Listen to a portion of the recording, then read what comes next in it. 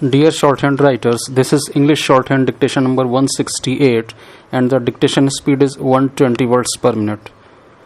Ready? Start. Sir, I rise to support this amendment. If I had agreed with the views which my honorable friend holds on university reforms and the functions of the university, I would not have risen to support this amendment. But I find that both as a person who takes an interest in university reform, as one coming from the backward communities, I am in fundamental disagreement with my honorable friend. Sir, my honorable friend seems to hold that the university is merely a body for the purpose of making statutes and regulations, that it is a body which is merely concerned with holding examinations and with providing postgraduate courses in university departments of education to be started under this bill. Sir, I think that it is a very narrow view of the university. One of the fundamental functions of the university is to provide facilities for bringing the highest education to the doors of the needy and the poor. I do not think that any university in any civilized country can justify its existence if it merely deals with the problems of examinations and the granting of degrees. Now, if it is the duty of a modern university to provide facilities for the highest education to the backward communities, I think it will be accepted as a corollary that the backward communities should have some control in the university affairs.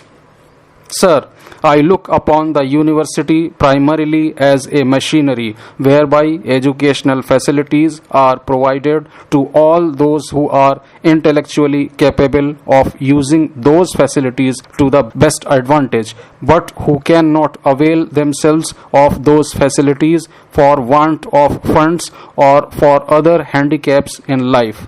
Now, sir, it is said that the university is primarily a concern of the intelligentsia and of the educated classes, and that as the university is to function properly, it is necessary that it should be controlled by what are called the educated classes.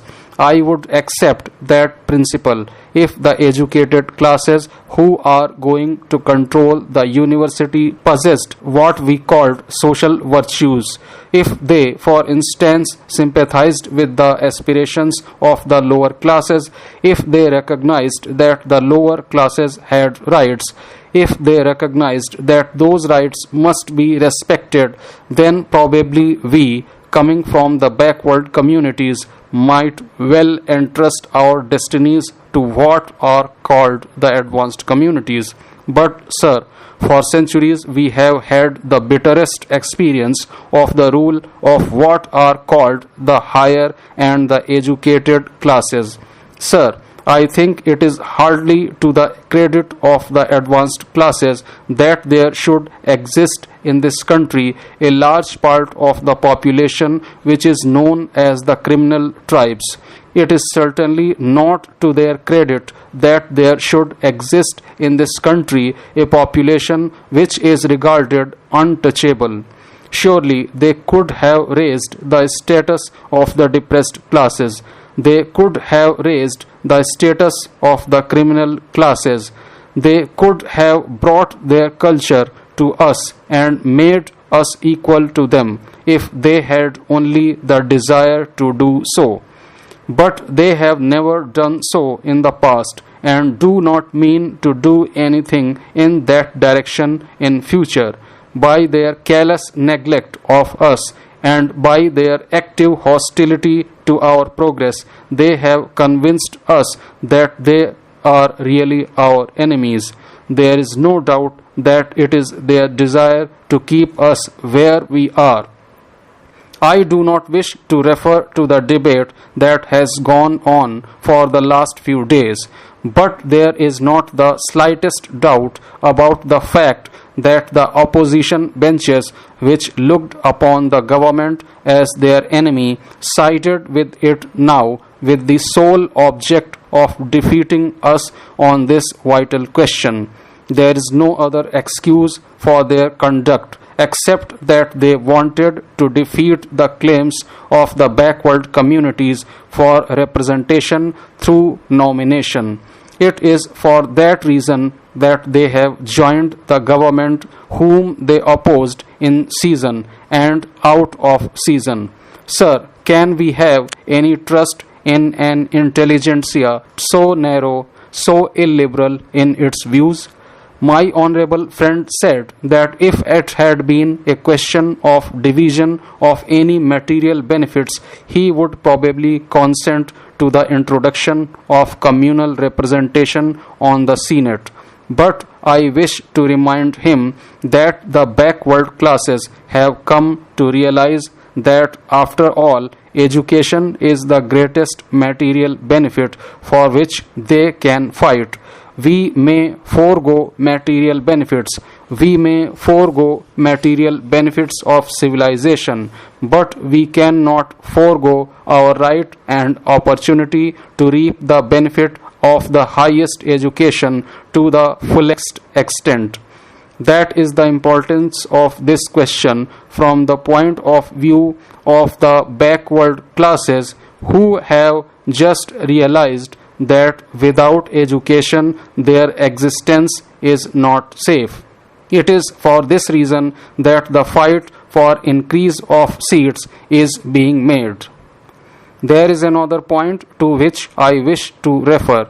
It has been stated several times that since the principals in the different colleges have been given separate representation, it will not be necessary to increase the number of nominated seats, because if the principals had not been given direct representation on the university, the government would have been obliged to use at least 10 seats to make for them.